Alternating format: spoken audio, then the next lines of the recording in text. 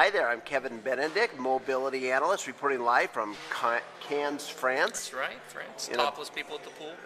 Yeah, beautiful environment. That's right. And I'm here with a person that's really my neighbor. I'm out of Boise, Idaho, and you're out of Provo, Utah. Correct. Scott Taylor from Vivint. Yes. Now, how would you describe your company? Alarm, security, what ways do you describe your company? And then talk to us about what you guys are doing in the enterprise mobility field. Sure. So to describe our company, we had to rebrand. So we used to be APX Alarm, and the alarm doesn't so much fit anymore. We've released home automation, temperature control, as well as video in the home. So now we coin ourselves the largest home automation company in North America. We cover all of Canada, all of the United States, Puerto Rico, and Hawaii. So we are now Vivint, and it stands for Live Intelligent, and we've got some amazing products. So we've got about a 50% increase in our product line from our alarm panels. We are indeed the development of a new panel for the industry that it's touchscreen.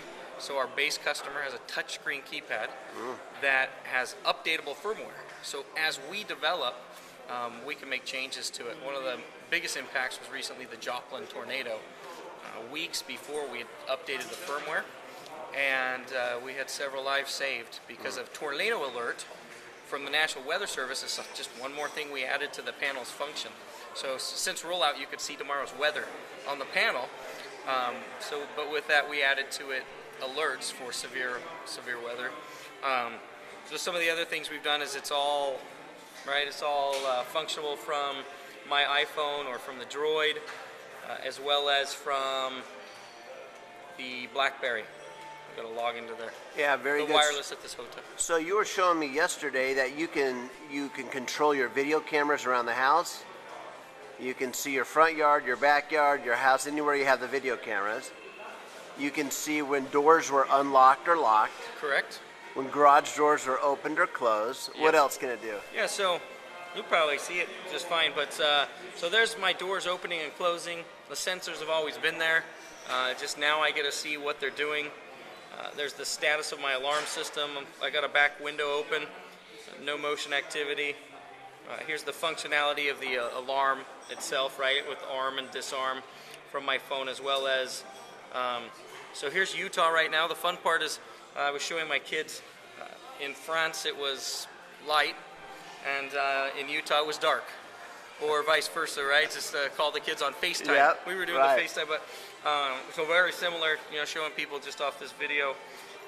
And the pan tilt camera I have in my living room will also update itself. We can go like wide view. Wow. So this is real time. So that's really cool technology, that streaming technology. Did you guys build that yourself? So alarm.com is the platform, and it's been there for years and years. It's just not been utilized on this level. It's also just not been, everybody in America can afford this. So yeah, our base alarm's $300 and $60 a month, but with the savings from homeowners insurance, as well as our thermostat is a green energy saving device. Our customers are seeing $20 to $40 a month. Wow. And that's just the conservative savings. So the net cost of a Vivint alarm system is zero. It should be, why wouldn't I have that, right? Right. You want to, as a father, I want to protect my family. Yeah. So that alarm's important. But now I get the alarm with all that cool stuff. Yep. Now I'm the guy that's walked out of Best Buy, right? With I've got my lights on here, so in-wall light switches, as well as lamp modules and other things. I've got my front door lock, which is a quick set lock with the key code on the outside of it, and they've had that since 2006. But nobody's really launched it within a package. So it was independent. You could go online and lock your door, and then but it was independent. But now you're doing that from an iPhone or an Android, or what all devices are you supporting now? So we support BlackBerry, iPhone, and Android. Okay. So those three main devices. So these are things. Now I had a guy tell me the other day that he sees mobility in three buckets. There's the internal mobilizing your own workforce. Mm-hmm. There's mobilizing your customers, and then there's enterprise asset management. mobilizing your stuff, your equipment, your trucks, and all that stuff. So you guys are also mobilizing your workforce.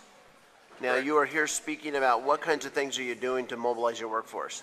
So 2 years ago, we launched Click software as a mobile platform to do optimized scheduling and routing for our engineers. And we released it with Click Mobile, so it was dispatching tickets wirelessly. And we also did for the customer Click Contact, where the customer knows, well, the engineer's on his way. Yeah. We also have Click Locate, so we know where the engineers are if we need them to go to another job or change. So that's 2 years in. We rolled out with Blackberries, but it was a native app. Yeah. And so we're actually updating to an HTML5 agnostic or non-device native. HTML5 now store and forwards information, and I think Steve Jobs and Google are on the consortium of the World Wide Web, and they took that project of HTML5 over, and they're really going to make it fantastic. So you showed us the apps that you have for your client, your customers. You talked to us about the apps you have for your workforce. Correct. And now I do some reporting as well on machine-to-machine or wireless chips that communicate back their status. You guys are doing a lot in that area too. What kinds of equipment do you have in your that are reporting back their status to you wirelessly? So almost everything we have has always communicated its status, but it was a dead end. We've basically just opened up, the availability of that information. So when you look at the alarm history of my devices, the information they're sending back and forth, it's always been there. Garage doors, front doors. Yep, you name it. And one of the biggest ones is the thermostat. So you do your thermostat template online. Yeah. And the system will now manage your thermostat for you. Wow. So you've got the most advanced templates you've ever had for energy savings, as well as just, if I'm on vacation, I want to turn the thing off, and we drove up to Idaho. We went to Twin Falls, in fact, and I had turned it off, and on my way home, I didn't anticipate it being 60 degrees. Yeah. But 60 degrees is a little cold for my kids, so being able to log on my phone and know it's 60 degrees in my house, and there's a constant refresh as well as a push. Yeah. So I can push, or the information's there on the M2M. So then you can adjust it and turn your heat up. So we came home and it was perfect. Put it at 68, I think, and we got home in comfort. Well, there you go. Well, Scott, thanks for being here in Cairns and sharing the information, and for the audience here on the video. Yeah, thanks for doing it. Yeah.